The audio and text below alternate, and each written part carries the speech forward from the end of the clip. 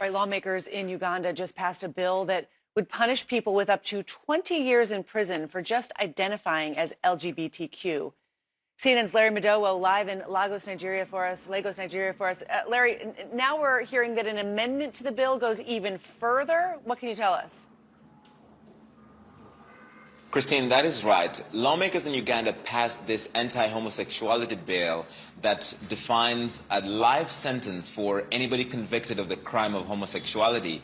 For the offense of aggravated homosexuality, that would be a death penalty.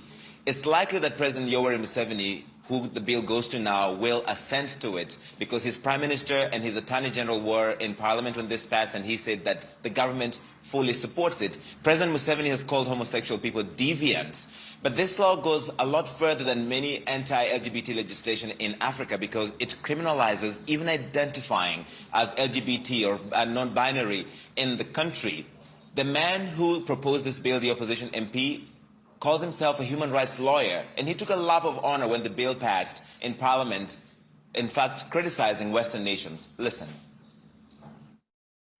Being threatened with the visa restrictions, travel restrictions, these homosexuals have been jamming my phone with the nudity, profanities, and abuses, thinking that we would relent. I know what I have gone through is what all of you have gone through in one way or the other.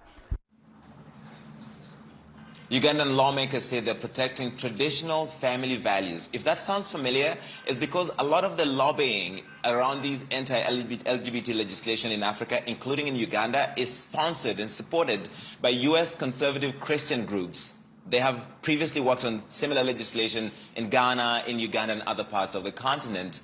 And so this builds on that. I was in Uganda just last week, and there was a lot of concern within the queer community and their allies, within civil society organizations, and the ways this could be weaponized or abused to affect sexual minorities in the country. And this criticism from Human Rights Watch and other human rights bodies that say this is using sexual minorities for political capital, Christine. Larry, it's just so chilling. I mean, is there a viable opposition at all in the government to this, or is this going to happen?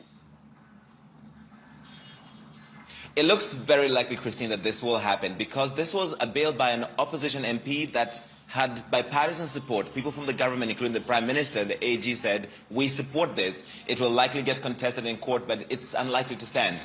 And the law that this builds up on is a colonial law, British colonial 1950 law that criminalized same-sex relations, and then this has a lot of public support. Uganda is a deeply Christian conservative nation, so this looks like it will happen.